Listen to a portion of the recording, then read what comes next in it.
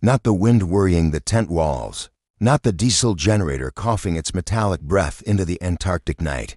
But a tone so low it was felt rather than heard, a thread pulled tight. Through bone, Dr. Eiko Rangan stood on the snow berm, with her hood up and her mittened fists pressed into her armpits, staring toward the drill rig where a column of steam rose and crystallized into falling glitter.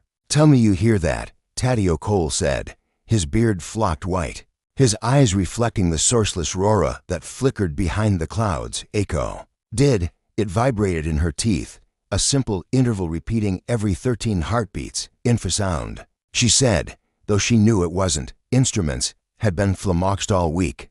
Ice movement. Kira Mensa, the expedition's security lead, glanced toward the dark horizon.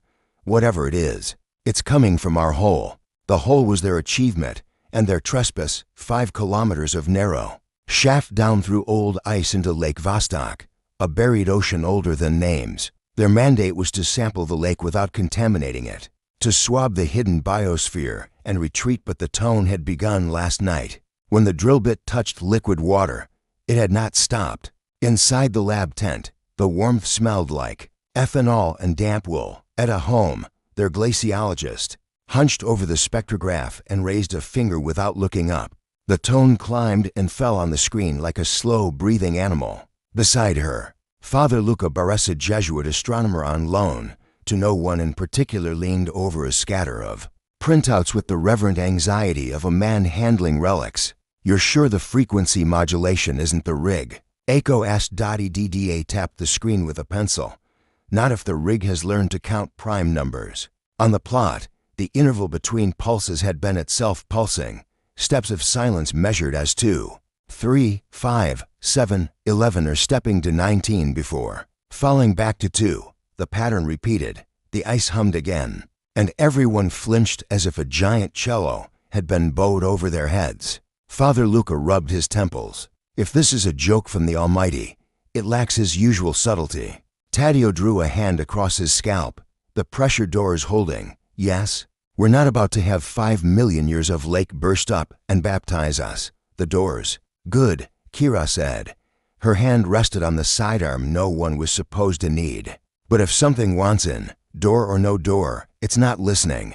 They had lowered a probe hours earlier, a cautious eel of fiber optics and stainless steel. It had flashed back pictures of perfectly still black water like obsidian, and then something else. A glint or geometry that wasn't rock. The fee had cut out. Taddeo had winched the cable back up hand over hand, lips white, and found the probe lacquered with a layer of brittle carbon, as if dipped in a clear coat that turned to glass in the air. Etta had chipped a flake and put it under the microscope. She'd made a noise then, not of fear exactly, but of the recognition that fear would be appropriate.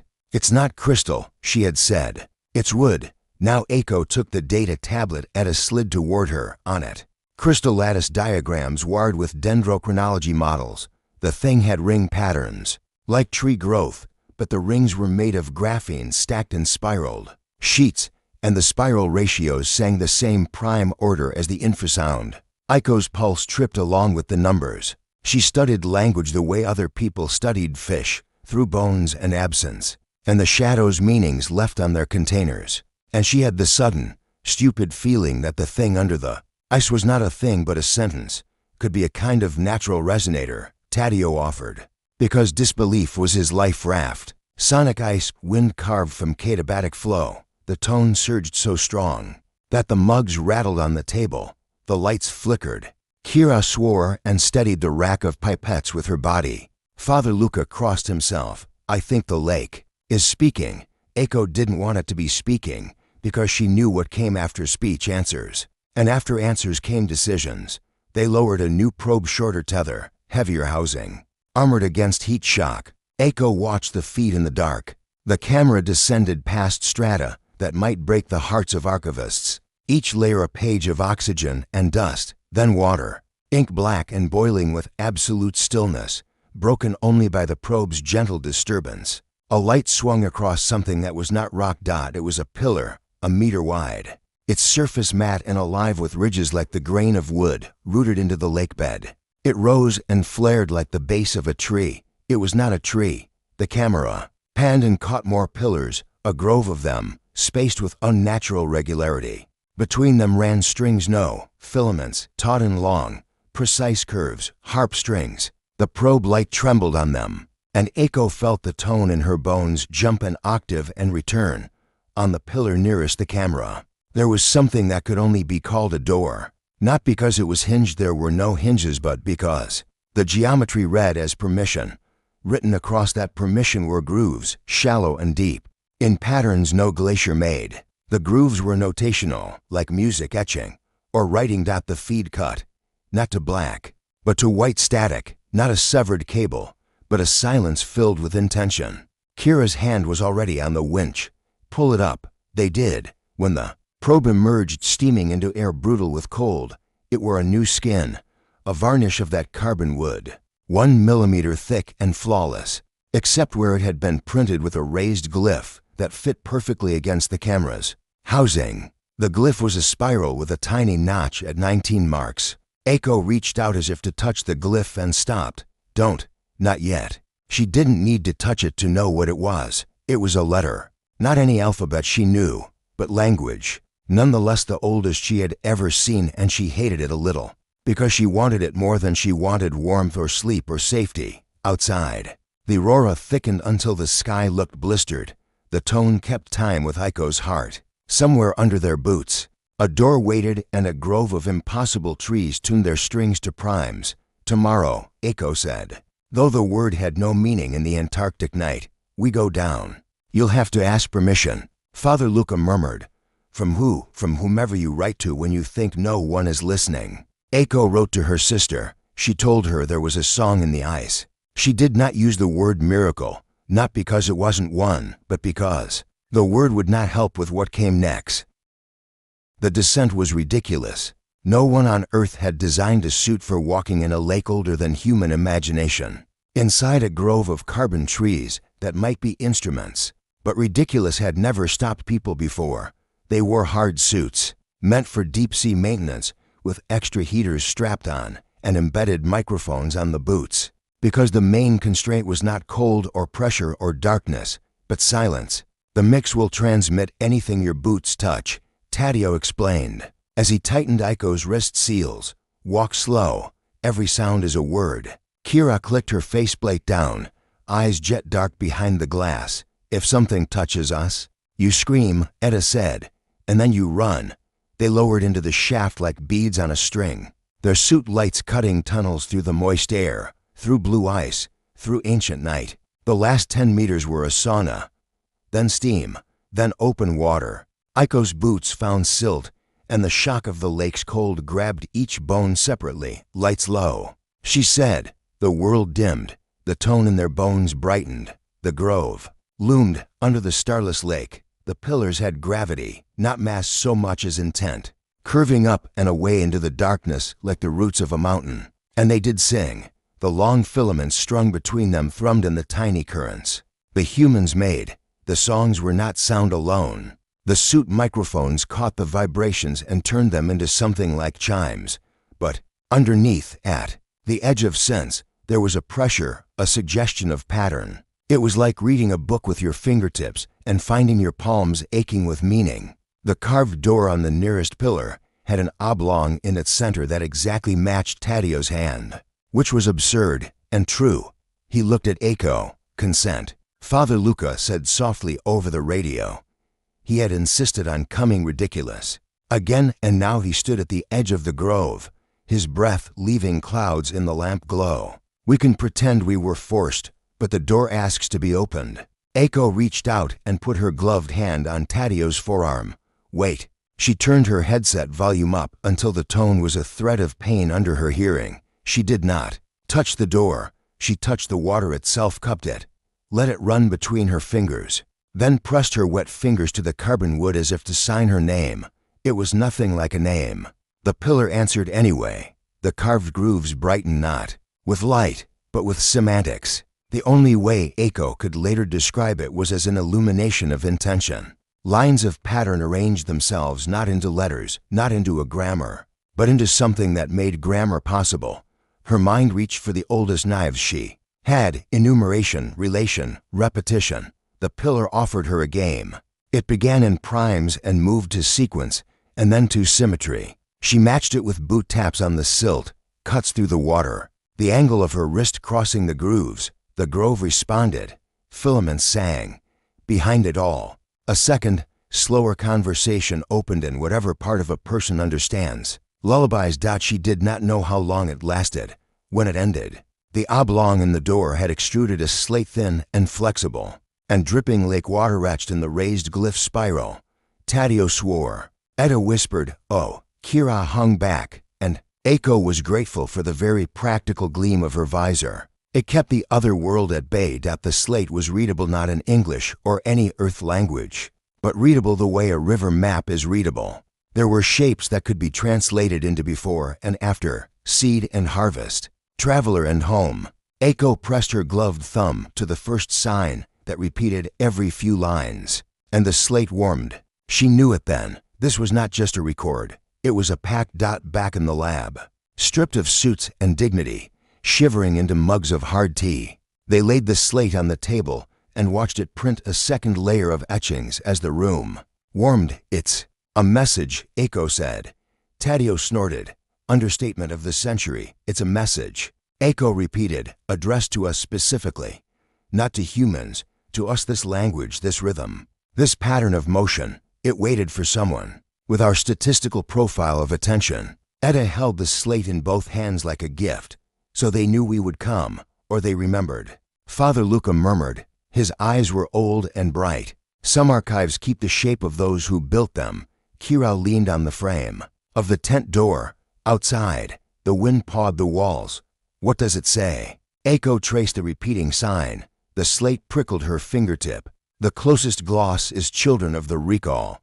That assumes a lot about us," Taddeo said. "It assumes we recall," Eiko said, "that our minds remember something older than they are." She began to translate, not literally, because that was impossible analogically, because that was the only route across the gulf. The slate told of a diaspora. It spoke of a people who had lived under suns that bled blue and ended in a wind. They had learned to pack not just DNA but memory into layered carbon, twisting it just so, encoding not words, but constraints that which would give rise to words.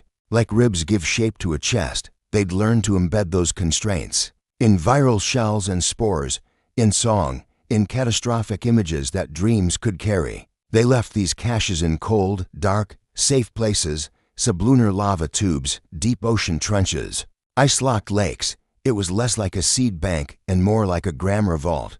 The slate said, "We lost the surface, but not the plan," it said. "We shaped a child that would bloom into people who could hear us," it said.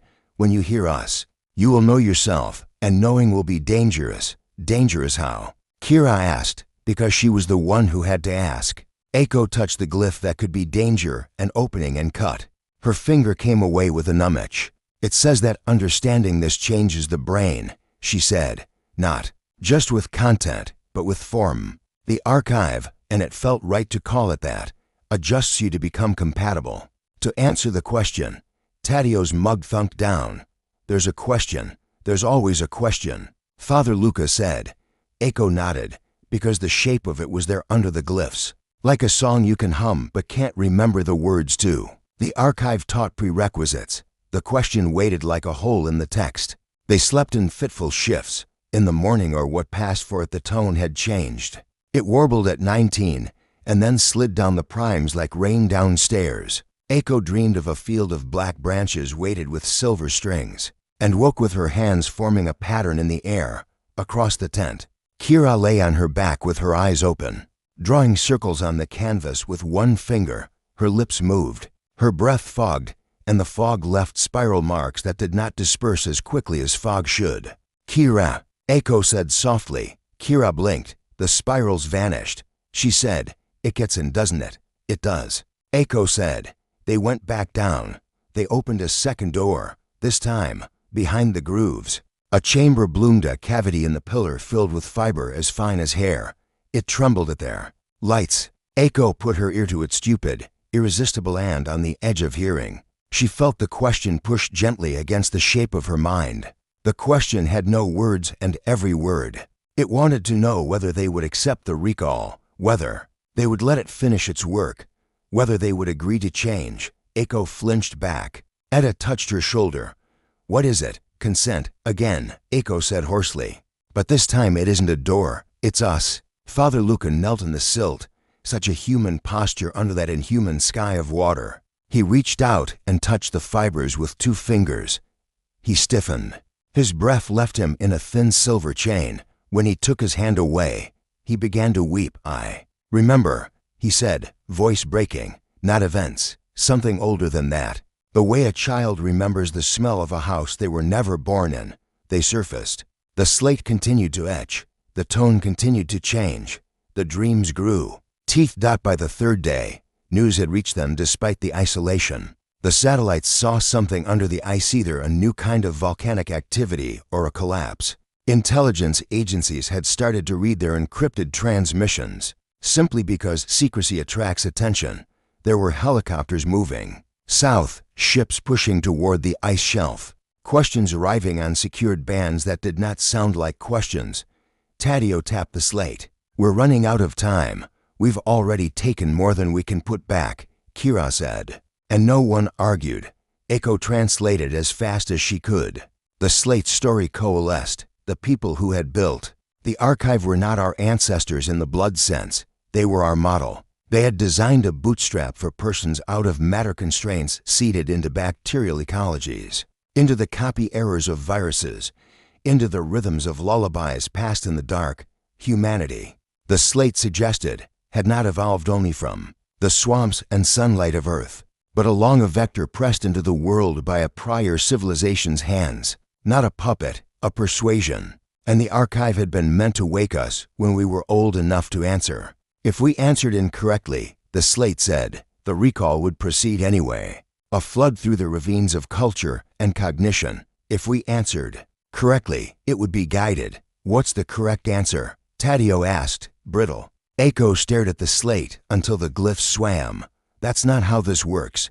Kira's jaw flexed. "Then how does it work?" Eiko looked from one friend to another. "We have to decide what we are." They were not alone after the 4th day. A drone banked over their camp like a fat silver gull, its camera eye unblinking. On the radio, voices asked for samples for proof, for the removal of Father Luca to some jurisdiction with lawyers. None of these requests belonged to the weatherproof world of tents and boots and cold breath. They belonged to the world of consequence. "We can copy the slate," Taddeo said. "Scan, compress, transmit. Put it everywhere, don't," Kira said, too quickly. They looked at her. She stared at the canvas floor. "If this stuff changes people just by being understood, then blasting it across the world is a..." She stopped before the word weapon. Etta folded her hands around a mug the way you hold onto a railing in turbulent water. "Maybe we don't get to decide. Maybe this was always going to happen the moment we touched it." Father Luca, gaunt now with the strain of too much meaning, said, "Perhaps deciding not to decide is also an answer. You're thinking like a theologian," Taddeo said. "I'm thinking like a person whose dreams have been replaced by someone else's rehearsal." Eiko had not told them about the other dreams, the ones in which she stood at a shore under 3 moons and watched people build a wall of song against a wind that wanted to take their names. In those dreams, the wall always broke, not because they were weak, but because songs are bridges as much as walls. On the 5th day, the slate began to write a line that could only be read as ultimatum. A time window closed. A rising curve met. A falling one. The curves crossed at 19 glyphs. Eiko's skin crawled. She had been stuck on that 19 from the first moment, the notch on the spiral. Now she felt its teeth. "Something's going to happen," she said. "What kind of something?" Kira asked. "The kind that leaves a before and an after." The decision they made was not grand. Most world-shaping choices are executions of smaller ones. Eiko took the slate and wrote on it. It responded to touch, to heat, to rhythm. It responded to deceit with the same courtesy as truth. She wrote in a way that her mentors would have called unprofessional and the archive would call a gloss. She wrote half a translation. And where the question would have bitten, she wrote a story. It was not the story the slate told. It was a story about humility, about the hazard of ancestors, about the cruelty of certainty. It was a story that warned of a flood and suggested a way to build on high ground. It was wrong in details and right in intention. Eiko wrote it knowing the archive would see. She wrote it for two audiences, the tree pillars who had waited, and the people who now flew toward them in government's paint. Then she took the modified text and sent it to one person, her sister. She asked her to sit with it for a day and then show it to a school teacher and a nurse and a mechanic and a child. She asked her not to post it, not to upload it, not to holler it into the hungry machine of the world. She asked for quiet contagion. Taddeo stared when she told him, "This is your plan, Whisper? This is my refusal," Eiko said. "I'm refusing to let them weaponize it. Refusing to let the archive swallow us whole. Refusing to let anyone make this one more act of conquest. You think whispering will win against jets and satellites? No. I think it will change the question people think they're answering." Kira's mouth tightened. "They won't give us time." They didn't. The first helicopter landed a kilometer out. Figures like beetles against the white. The tone in the ground rose until the metal frame of the tent vibrated. Eiko thought, absurdly, of white cathedrals of ice turning to bells that the archive answered. The grove hummed up through the lake, through the ice shaft, through the drill rig, into the air like a fog of structure. Birds that had no business being there winged over the camp in a tight helix. The aurora slashed green fire. The tone broke out of primes and into a cascade of intervals that were almost music. A wave of understanding passed through Eiko's skull like a weather front. For a moment, she saw the diaspora not as a story, but as a place. She saw hands like theirs and not like theirs. Learners who had loved the world too much to let it end without planting a scaffolding for minds. She saw their arrogance, their tenderness, their fear, their certainty. She saw the recall as a promise and a trap. She also saw how to answer. Eiko stepped out into the white and walked toward the hole. Kira moved to block her. Eiko touched her elbow and said quietly, "I need to go down." Taddeo, shivering inside his parka, grabbed her sleeve. "You're not the only translator here. You are the engine," Eiko said. "You keep the rig warm, you keep the lights on. You make sure the door above us stays ours." She looked at Kira. "You keep them back without shooting anyone if you can." Kira swallowed. "If I can." It was Father Luca who went with her. "If this is confession," he said, "you won't like my penance." Under the water, the grove shimmered at frequencies Eiko's tools could not capture. The chamber with the fine fibers pulsed like a throat preparing to sing. Eiko put her hand into it. The fibers wrapped her fingers delicately, not a trap but a handshake. She felt them taste her. Not blood, but the shape of her attention. She didn't think a sentence. She didn't have one. She offered posture. The posture said, "We know now. We are afraid. We are proud. We are many. We accept help. We refuse control. We will change, but by consent. We refuse to give you worship." The archive tasted the posture and took it into itself. Fibers thrummed. Somewhere above them, the helicopter's rotors wobbled as the air thickened. With meaning, Eiko felt the recall backing away from a cliff. Not canceling entropy and story don't cancel but slower. The flood would be a tide now. It would come, and people could choose to step into it. Father Luca's laugh bubbled out and boiled to the surface. "You lied to a god," he said.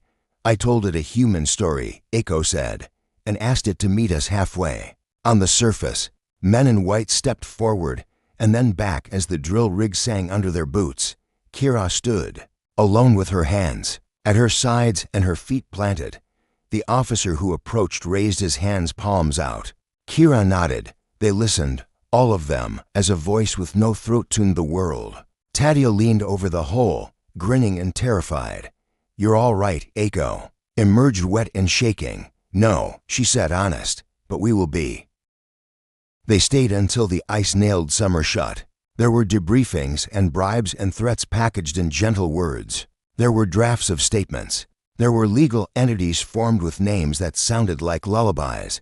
And beneath all that, there was the tide that moved through culture like a slow, clear spill. People began to have an identical dream of standing at a river that ran uphill. Children woke with a melody on their lips that matched a curve seen on silt in a lake no one had seen.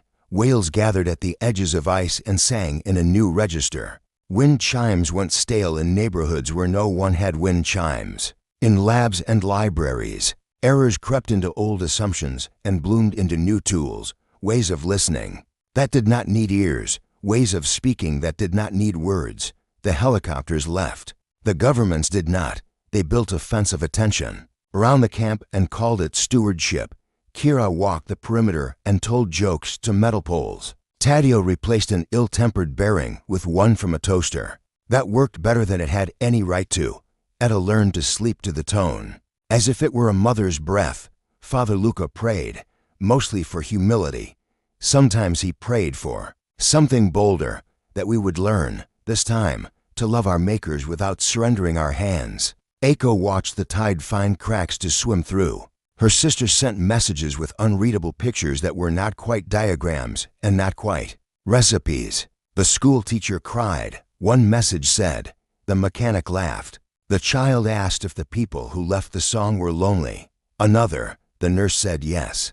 The pressure to publish everything raw, pure, unfiltered rose and broke and rose again. Eiko held the line she had drawn and paid for it in trust she could not earn back. Some of the white-flighted officials called her a censor. Enough of them called her something worse, a priestess. She swallowed both and kept working. The question never stopped.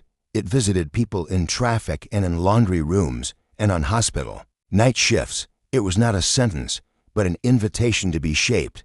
Some took it fully and changed. They found themselves thinking in nested patterns, their empathy wired across old distances, their grief enlarged to hold strangers. They joined a movement that was not a movement, but a register, a way of singing along. Some refused. Their refusal hardened into a new form of steadiness, a choice to be local, to anchor. Both were responses the archive understood. Both were responses Eiko now suspected were part of the planned dot at Lake Vostok.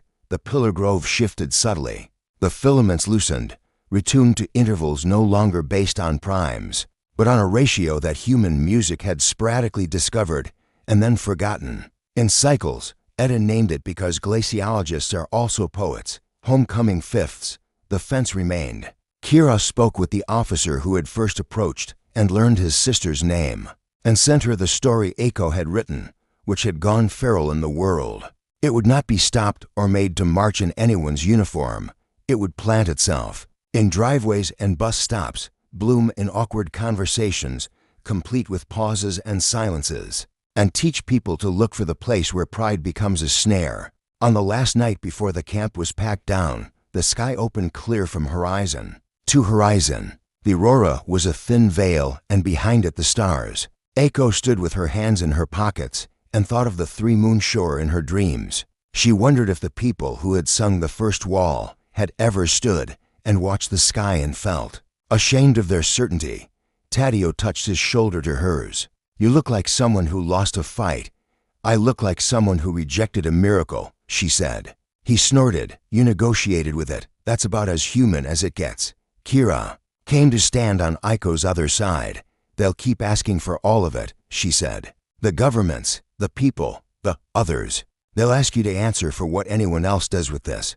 I know. Can you? No, Eiko said. I can't answer for them. I can answer with them. Father Luca walked up, a silhouette suddenly part of the trio, and then a cross left in the snow. Eiko, he said softly. What do we tell the ones who say this knowledge should never have surfaced? That we were happy or blind? Eiko watched a meteor scratch a pin of light across the sky. We tell them they're right. He blinked. We do. We tell them there was a version of us who could have lived and died and built beautiful things and never carried this weight. That world would have been good. It would have had its own music. We destroyed that possibility the moment we touched the door. She let the breath fall out of her like a truce. And then we tell them, we didn't surface this because we wanted to be more. We surfaced it because it was singing to us, and people answer songs. We tell them we'll make a new good out of this, humbler than the last, if we're lucky. The tone in the ice below them settled into something like rest. The aurora thinned. The world kept turning. Years later, when the tide had become a fabric people lived inside, there were still two kinds of story told about Lake Vostok. In one, A lever was thrown, and humanity became a different species overnight, singing the old architect's song in diphones and oceans and deserts, until the planet hummed like a tuning fork. In the other, a group of tired, cold people argued about what it means to say yes, and did not agree, and made a choice anyway that left room for other choices. Aiko preferred the second one. It made her less important and everyone else more so. On certain nights, children placed cups on windowsills and listened as wind turned gutters into flutes. In some places, whales taught fishermen to mend nets in new knots that were kinder to the fish. In some cathedrals, priests stood aside for engineers, and in some laboratories, engineers made room for grandparents. The recall was no longer a flood, but a weather system. It rained, and the rain made different things grow in different soils. Sometimes Aiko still dreamed of the three-moon shore. In those dreams, the Walsingers were no longer frantic. They built bridges in the shape of their old defense. They argued while they worked their mouths beautiful with it, and the bridge, while fragile, held. The secret had surfaced and could not be unsurfaced. It had not been meant for the raw market of the world, but the world is a market and a garden. Both, and gardens have weeds and honey. The honey, when she tasted it, was small, a neighbor choosing to sit quietly with someone who had chosen a different answer, a child humming a new math under their breath, a whale's song rearranging a coastline's selfishness. On the anniversary of the first prime-tone night, Aiko took a flight north. In a city whose name mattered less now than it once had, she met her sister by a river that ran, as ever, downstream. The children were drawing spirals in chalk. The chalk dust rose in small clouds, and in the dust she thought she saw a door asking permission. Her sister pressed a folded paper into her hand. "The child," she said, "had an answer to your question." Aiko unfolded the paper. The drawing was crude and perfect, two stick figures facing each other. A messy circle drawn partly round them, a gap left between their heads, above, stars, below. Something like roots. What did the child say? Aiko asked. "We can be from them," her sister said, "and still be ours." Aiko laughed, and cried, and wrote that down. Because some secrets are like gravity, they don't care if you believe in them. They just pull, and some answers are like oars, small, human, good for the work of crossing.